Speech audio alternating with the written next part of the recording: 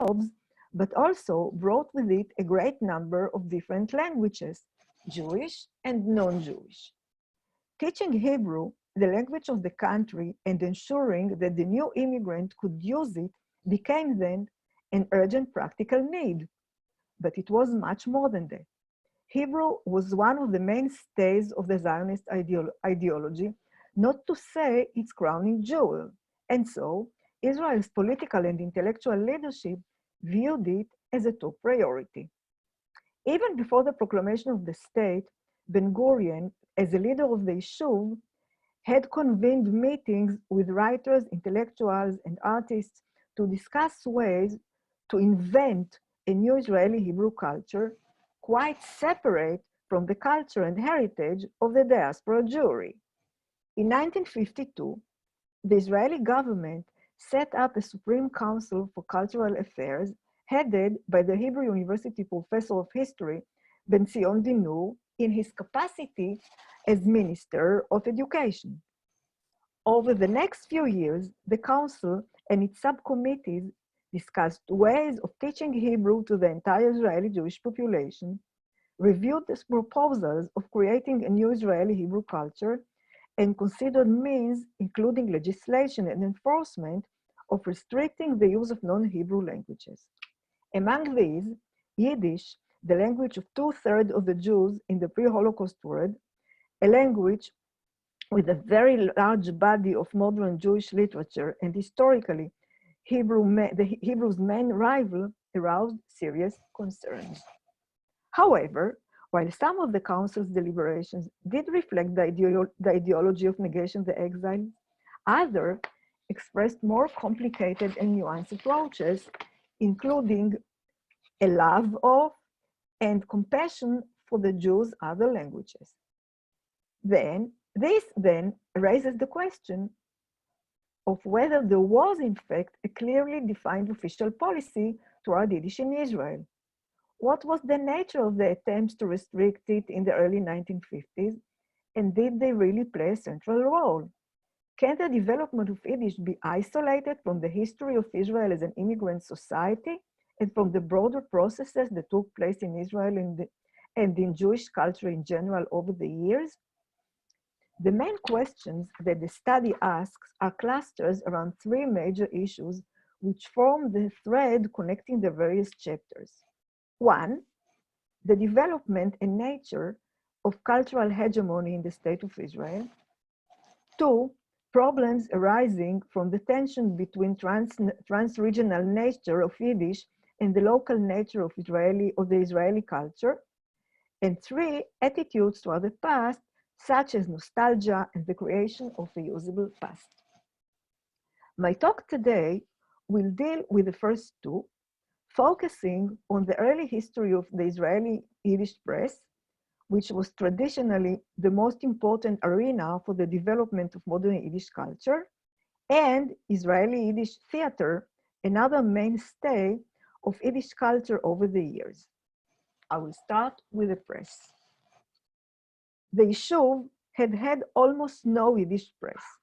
However, within less than a year after the proclamation of the state, there were already several dozen Yiddish periodicals in circulation, including newspapers, political periodicals, and literary journals. A decade later, the Yiddish press in Israel boasted 61 regular publications, some issued by public bodies or political parties. This is clearly not a story of a persecuted and stifled culture. How had it come about?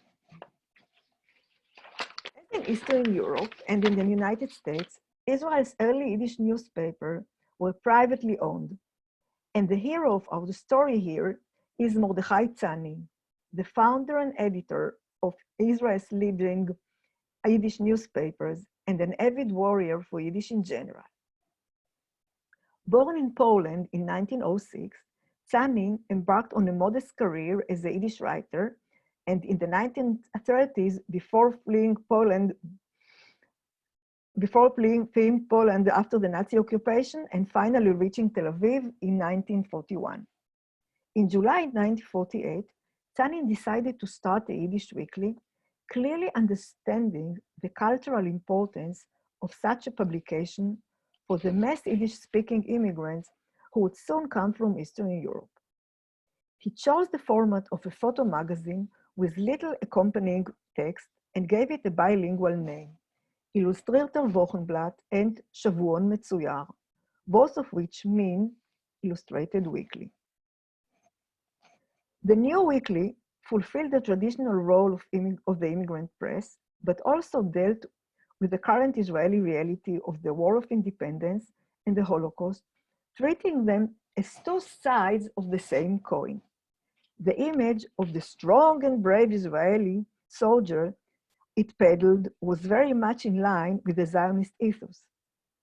But he was also presented as a survivor, moving seamlessly from the diaspora past into the Israeli present, a stark contrast to the Zionist negation of the diaspora. On October 14, 1949, some 3 months after the end of the War of Independence, Illustrierter Wochenblatt announced a number of changes, including a new name, Letzte Neues, the latest news. Though it implied that the changes would be mere cosmetics, Letzte Neues soon proved to be a quite different entity and succeeded not only in transforming the Yiddish press in Israel, but also in leaving a mark on the Hebrew press too. The new publication was shaped as an immigrant newspaper that would engage with domestic politics while helping immigrants put down roots in the new country. It continued the tradition of the pre-war Yiddish press in Eastern Europe, forming part of the trans-regional Yiddish culture, while at the same time focusing on the new realities of Israeli life. Since those were very different from the reality in which the Yiddish press had developed in other countries, Letzte Neues quickly became a new type of newspaper. No longer a paper of a minority group, it soon became part of the country's political life and influenced it in many ways that no previous Yiddish newspaper has ever succeeded in doing. Yet, the great enthusiasm with which Letzte Neues started out soon faded as the paper began to struggle for survival. For the rest of their lives, Tsanin and many other Yiddish journalists would claim that this was the result of a conscious governmental discrimination against Yiddish in general and the Yiddish press in particular. The reality, however, was more complex. The basic legal document that regulated the press in the State of Israel and defined its relations with the authorities was the Press Ordinance of 1933, formulated by the British mandatory authorities and adopted by the State of Israel. It stated that, quote, no newspaper may be printed or published in Palestine unless its owner first obtained a license signed by the responsible district official, unquote. The press ordinance established basic criteria for those able to receive a license to publish a newspaper, but also left considerable discretion in the hands of responsible officials who in the State of Israel served in the Ministry of Interior. As early as May 1949, the Press Information and Film Administration in the Ministry of the Interior decided to prohibit the publication of non-Hebrew dailies. This was less an ideological decision than a result of the pressure put on them by the major Hebrew dailies who wanted to monopolize printing paper in time of severe shortage. Of course, as part of their campaign, they did not hesitate to give dire warnings of, quote, danger of Yiddish. In 1952, the Supreme Council for Cultural Affairs, on learning that there were already 91 non-Hebrew, not necessarily Yiddish, non-Hebrew publications in circulation, made two recommendations. One, that the government not ban but control the licensing of non-Hebrew papers for Jewish readers by limiting the publication to 3 times a week only. And 2, that law priority should be given in allocation them newsprint. This was the legal and political reality that Let's Tenayes had to face. Let's Tenayes ran as a weekly for 17 weeks, and then, following the granting of the new license in February 1950, as a bi-weekly. Within a couple of months, Tsanin filed a request to publish Let's Tenayes 3 times a week. He was refused with no explanation, and in response, applied to make Let's Tenayes a daily. The answer he got from the Ministry of Interior was that the foreign language press, including Yiddish, could not be allowed to expand, and that due to the lack of paper, his request would not be granted. In late 1952, there was a massive increase in Israel's paper stock, and Tsanin tried again to turn Let's Tenayes into a daily. Though he was turned down again, he did not give up on the plan. Instead, following a time-honored strategy, he decided to publish another newspaper, Yiddische Zeitung, that would later become Heintige Nayes, and that would appear 3 times a week on the days Let's Tenayes did not appear, which means Let's Tenayes Sunday, Tuesday, Friday, Heintige Nayes, Yiddische Zeitung, Monday, Wednesday, Thursday.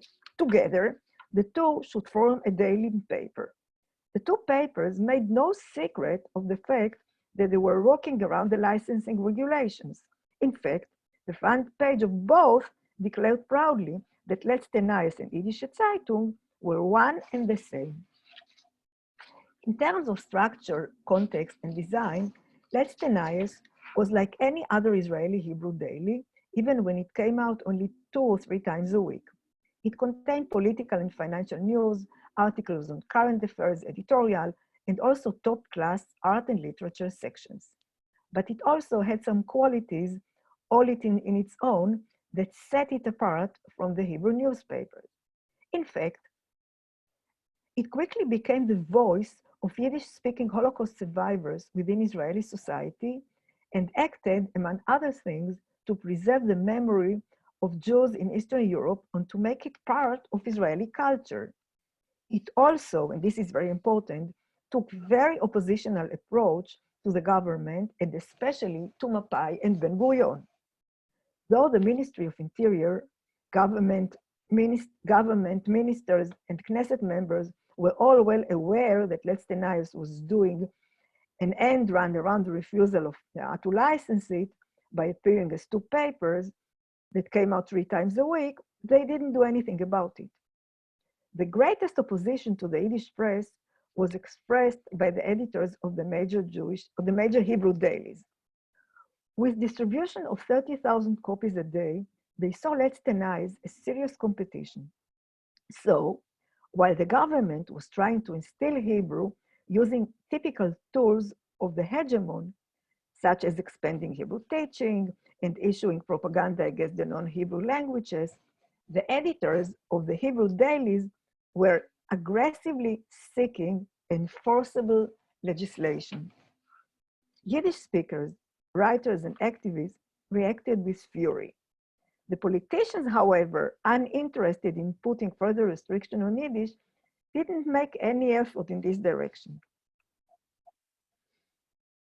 Of the many Yiddish newspapers and periodicals created in Israel during the 1950s, only a few, most important of them, of course, Let's Tenayes, were privately owned.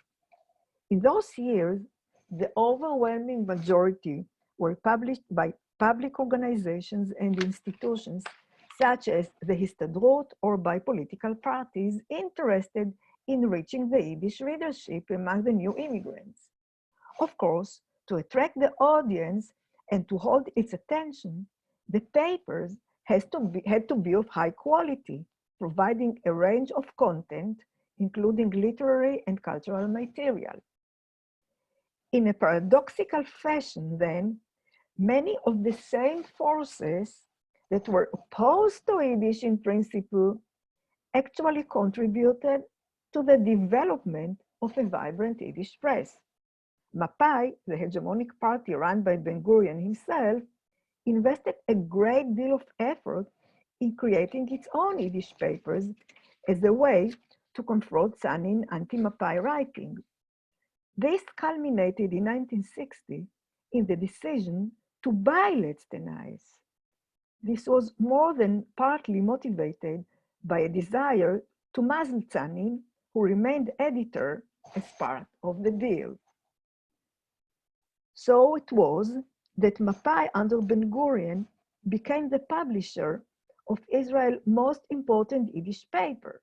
In fact, this was not the only Yiddish project it supported, an issue I'll return to in my conclusion.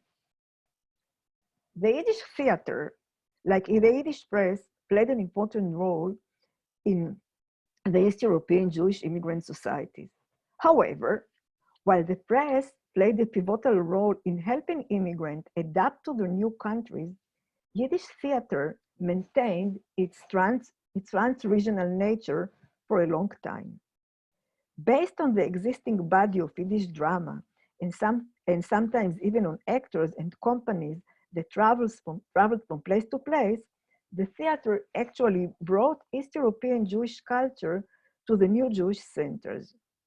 This, of course, brought it into direct conflict with Israel cultural policy.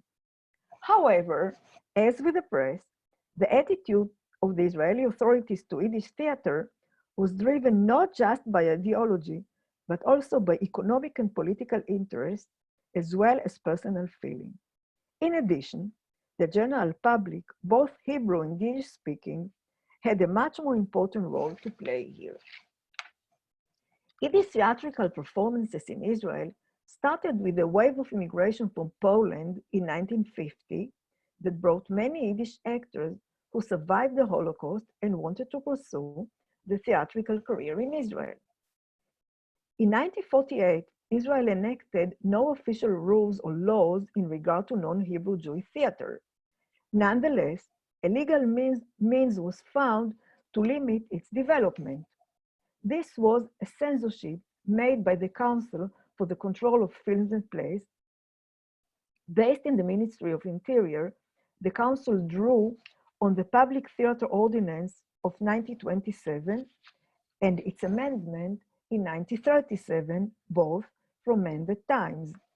According to these laws, anyone wishing to stage a play needed a permit from the Council that had no official guidelines governing its activity, which gave it a lot of leeway. There was no legislation dealing directly with Yiddish, but in August 1949, the Council, as part of a more general declaration of principle, announced the following limitation on Yiddish theater. 1. In general, performances in Yiddish were to be banned. 2. Foreign troops that came to Israel for a short visit could hold stage shows for only 6 weeks. And 3. Yiddish theater shows would be permitted inside new immigrant transit camps, but only for a short period of time. This restriction, however, had few significant consequences. A play could not be stopped once it had begun, even if it had no permit, though the actors could be, and actually were, brought to court and fined, usually a small sum. The companies soon found workarounds. A common trick was to give the wrong starting time in the ad. The audience knew to come early, so by the time the police showed up, the show was already running and could not be stopped. Some Yiddish actors were brought to court after the fact, where they were sentenced to a fine of £1 Israeli pound, not a lot of money, which could be exchanged for a 1-day imprisonment. The amount was double the usual license fee. The first Yiddish viable repertory theater in Israel was the Goldfaden Theater, founded by 3 acclaimed Yiddish actors, Noton Wolfowitz, David Hart, and Israel Segal, and based in a Yiddish-speaking neighborhood in Jaffa. It started performing in December 1950. their application for a license to perform in Yiddish was denied, so they began performing without it. As a result, they had to pay fines and were even summoned to the police station. The three actors didn't take it lying down. On late June 1951, they petitioned the Supreme Court in its capacity as a High Court of Justice, citing the Minister of Interior, the Council for the Control of Films and Plays, the National Headquarters of Israeli Police, the Central Investigation Department, and the police commander of Tel Aviv district. This move generated an immediate discussion on Yiddish theater in an Israeli cabinet meeting in which most participants opposed restricting Yiddish theater. Ben-Gurion not only agreed, but stated explicitly and with emphasis that Yiddish theater was to be permitted in the State of Israel. From July 1951 then, Yiddish theater could be performed in Israel with no obstruction. Ironically, however, the Goldfaden Company did not benefit from its stunning victory. Its attempts to expand failed because the audience didn't come and they had to close. Located in a Yiddish-speaking neighborhood, the theater had attracted locals who yearned to hear Yiddish spoken. They were not interested in the play or in the acting. All they wanted, as one critic wrote, was to close their eyes and to imagine they are back in the old country. This was simply not enough to maintain a stable theater. The lifting of the ban on Yiddish theater did lead to a rapid growth in the number of Yiddish shows. Most of them were put on by visiting actors or companies specializing in light entertainment that shared the time between Israel and Latin America. They would come for a few months in the wintertime and stage operettas or melodramas with songs, dance, and simple romantic or tragic plot, basically common to all the shows. In Yiddish culture, this was regarded as low-class culture and was called shund. Unlike the repertory theater, many of these shows were box office successes. In 1962, there was another attempt to create a repertory company in Yiddish. Annie Litton, a well-known Yiddish actress from Chile, came to Israel and started an art house Yiddish theater. Unlike her predecessor, Litton didn't stage plays from the classic Yiddish repertoire, but chose modern plays in Yiddish translations. Her cast included the finest Yiddish actors, and they received rave reviews in the Hebrew press. The audience, however, voted with its feet. And so, in 1965, Litton left the country. There was then an active and vibrant Yiddish theatrical scene in Israel throughout the 1950s and 1960s. As in pre-Holocaust diaspora, it was characterized by a tension between a great deal of low-level popular entertainment and a small number of high-quality theatrical productions. However, in Israel, it was not only Yiddish art theater that failed to take off, even the popular sector was unable to put down stable roots.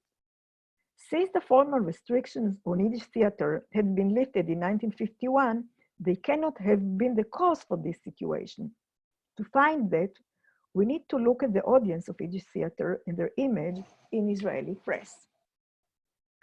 As the vast majority of performances in Israel were low-level entertainment, a negative image of Yiddish theater spread widely in Israel. The Hebrew press called it theater whose, quote, artistic value is nil, end quote. And even Letzte Neues and Lebensfragen, another major Yiddish periodical, urged the readers to stay away from Yiddish theater. There was, though, another option of Yiddish theater for Yiddish theater goers. Throughout the 1950s and 1960s, some of the great actors of the international Yiddish stage played an important role in Israeli Yiddish theatrical world. For the guest artists, visiting the new nation state of the Jewish people was genuinely an emotional experience. However, it was also an important professional move. The significant decline of Yiddish theater in both post-Holocaust Eastern Europe and the US was forcing Yiddish actors to seek out new audiences. Many traveled to Latin America to perform, but after the establishment of the State of Israel and the large-scale immigration of survivors from Europe, Israel became the preferred destination. In fact, Israel became the largest and most diverse arena for Yiddish theater worldwide. The audience that the foreign stars attracted included not only new immigrants, but also, perhaps especially, Yiddish-speaking old-timers in Israel, intellectual, public figures, journalists, and writers, whose primary interest was to see a great actor or one of the classic Jewish plays, not necessarily Yiddish theater as such. This public figure, journalist, and high official, and even Israeli authorities were pleased with this visit as they helped strengthen Israel's status as a highly desirable venue for successful Jews, especially those with great reputation, and thus helped strengthen Israel's position as the cultural center of the entire Jewish people. The upshot was that high Yiddish culture was respected and welcomed in Israel. It is perhaps no surprise that some of these visiting actors, and in particular, Maurice Schwartz, Joseph Bulow, and Ida Kaminska, were invited, each in different way, to settle in Israel and start their own companies. Their stories, therefore, are important if you want to understand the Israeli leadership complex and multifaceted approach to Yiddish theater and to Yiddish culture in general. During the 1950s, Maurice Schwartz was probably the best known representative of Yiddish theater worldwide.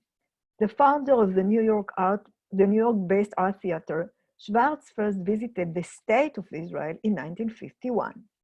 On arrival at Haifa, he was welcomed with great enthusiasm by leading political figures, including the Minister in Education and the Mayor of Haifa, as well as by writers and journalists. The goal of his visit was to create a local version of his own theater, the Yiddish Art Theater in New York.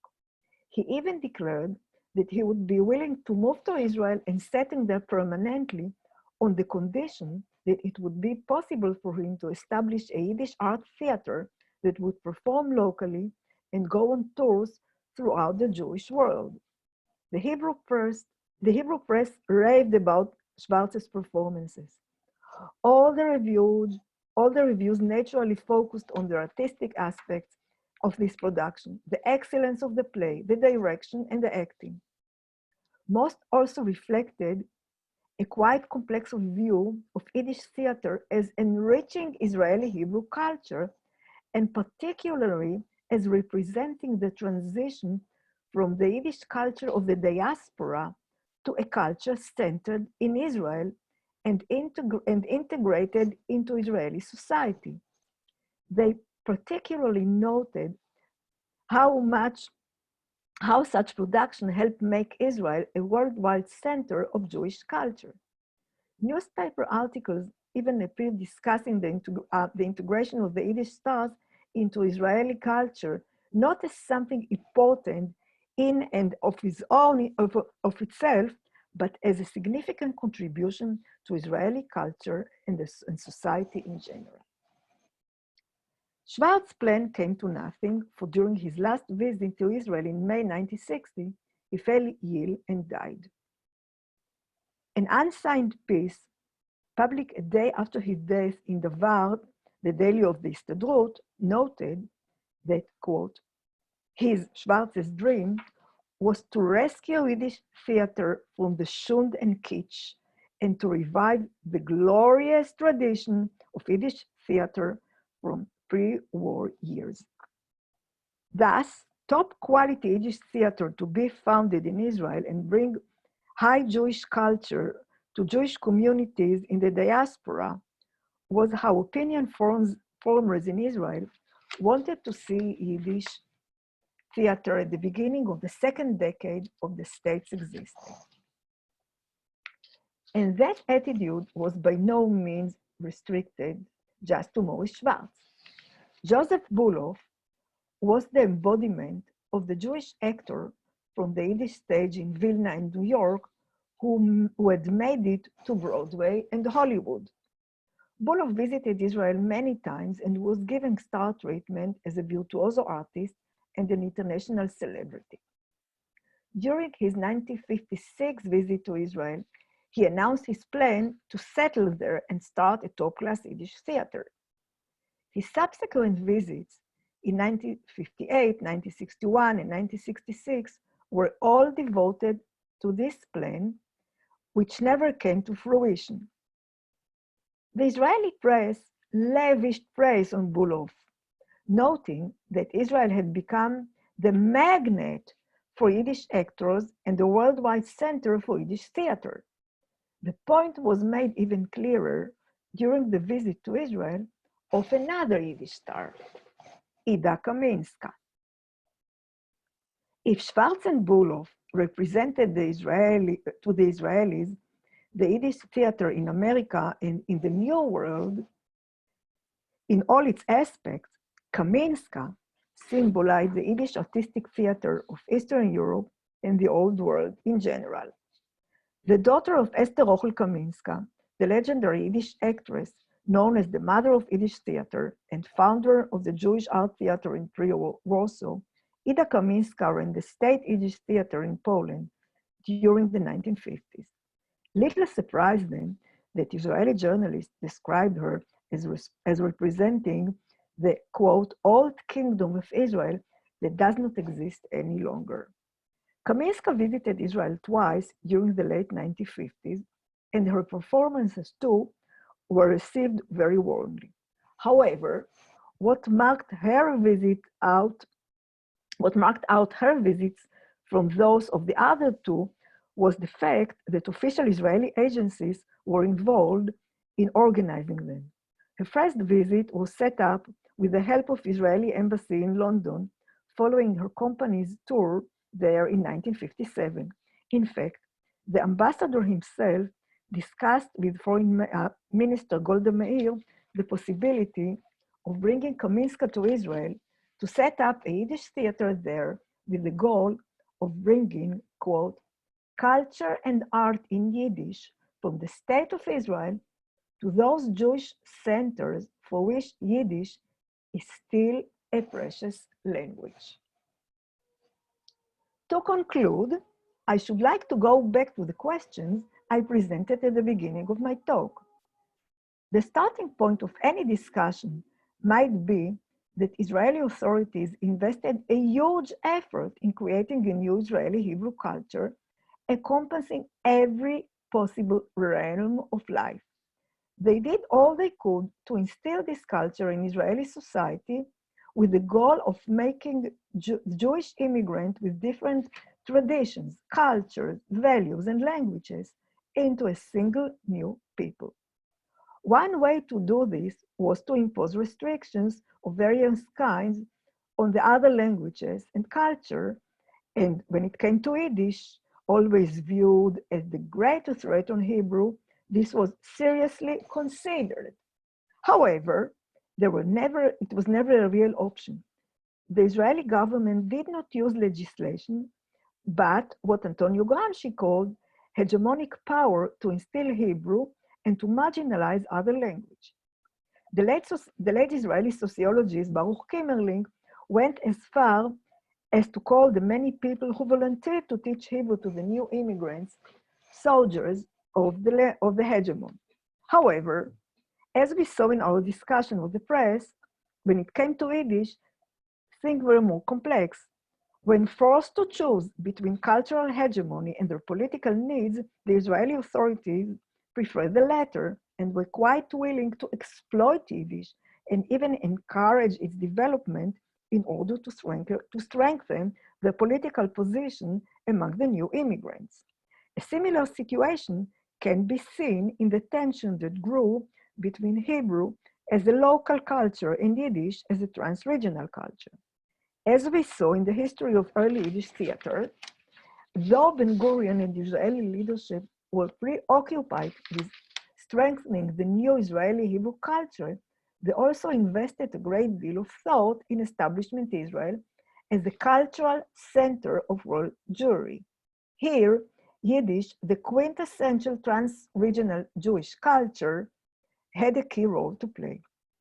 Incidentally, this is also why the Histadrut brought the eminent poet Avrom Sutzkever to Israel in 1947 and created for him the Golden Ecate, a Yiddish literary quarterly that actually made the world center for Yiddish literature in the 1960s.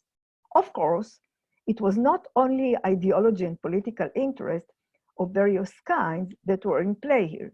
It should be remembered that almost all the Israeli leadership in the 1950s and 60s was from Eastern Europe. They all knew Yiddish and some even loved it. This meant that they were negotiating between their ideology and their emotion.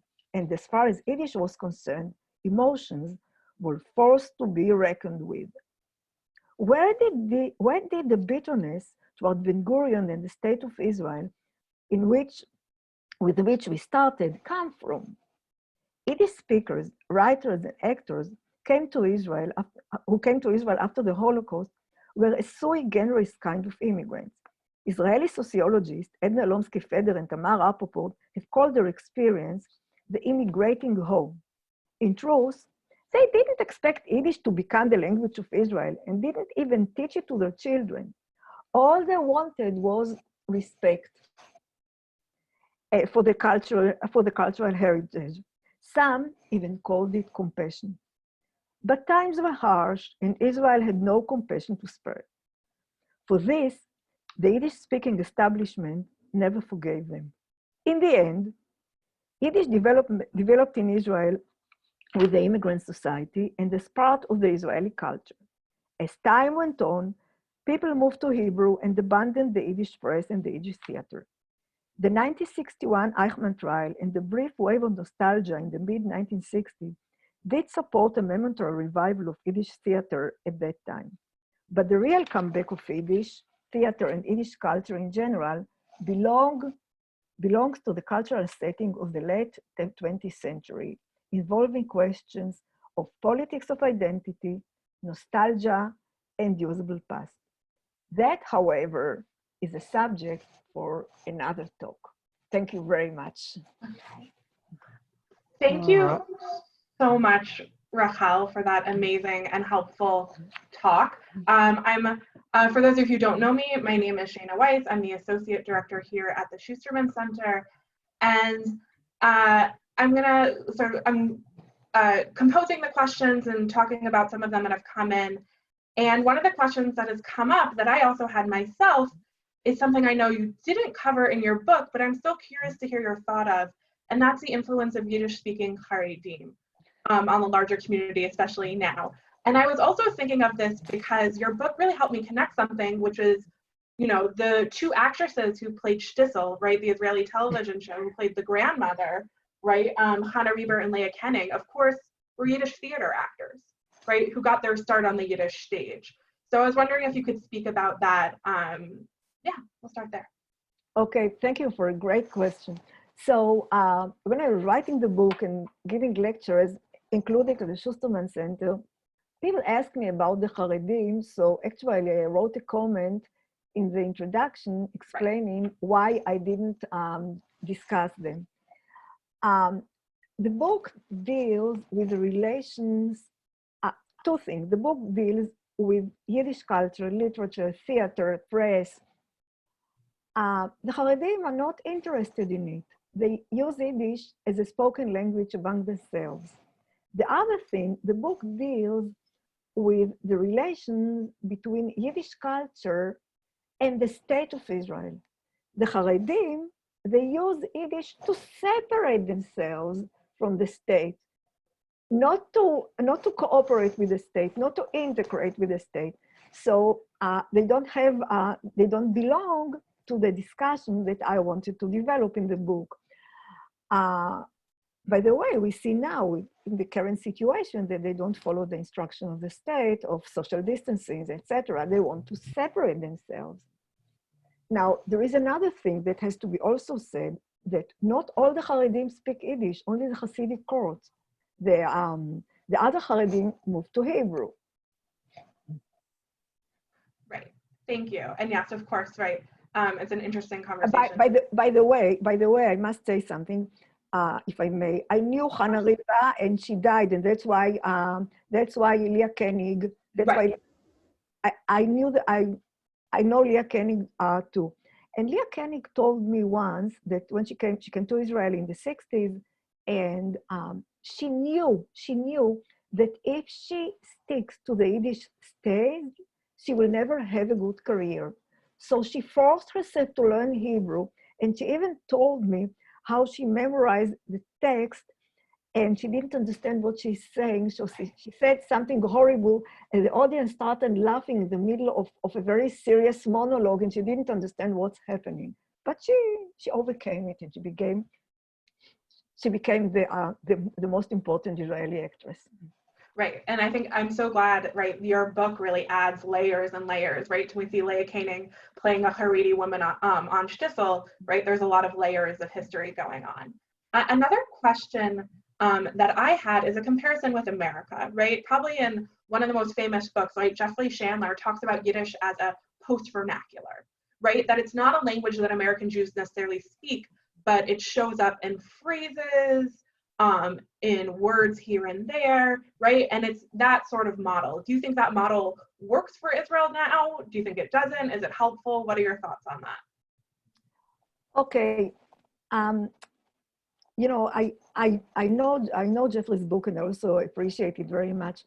But when we compare Israel and America, I think we need to remember that it's a very different reality for two reasons. First, Jeffrey writes about post-Holocaust America. It's not an immigrant society anymore.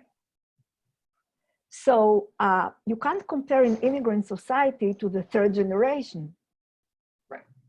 So we can think about comparing Jeffrey's conclusion, I would say, to the 21st century in Israel in terms of the structure of the society. The other thing is that, and this is the most important difference, Jews who came to America were not what those sociologists define as immigrating home. They didn't immigrate to their home. They immigrated to another foreign country, and they weren't expecting a special attitude. Here, people came from Eastern Europe, and they said, who are the leaders? People like us who came from Ploisk and Babroix. They were actually Yiddish speakers. Why are they in our way to use Yiddish? And you know, those actors that, you know, of the Goldman Theater, they said, we suffered so much in the diaspora. What are you doing to us now? Mm-hmm. So it's a different reality. Right. And then, Jonathan, I wanted to see if you had any questions and give you maybe and give you that. I think there was, there may be one on the screen there, but while there, I'll make an observation that maybe someone on this call will also remember. You talked about Ida Kaminska. Ida Kaminska actually played in Boston on June the 4th, 1967. It was a absolutely remarkable. So 2 days before the Six-Day War broke out. That's the point, right? Shana gets it. The community was naturally in a state of great fear, but she managed not only to capture the moment and to address it, but even though she played in Yiddish and much of the audience, including me at that time, did not know Yiddish,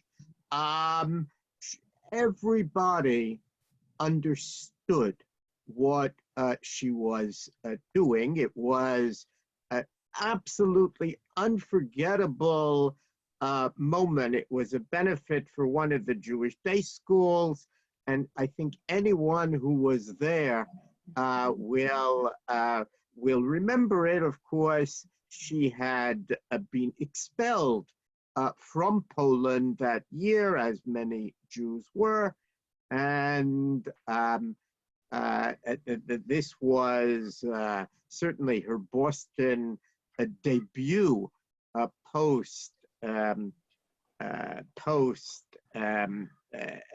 Poland.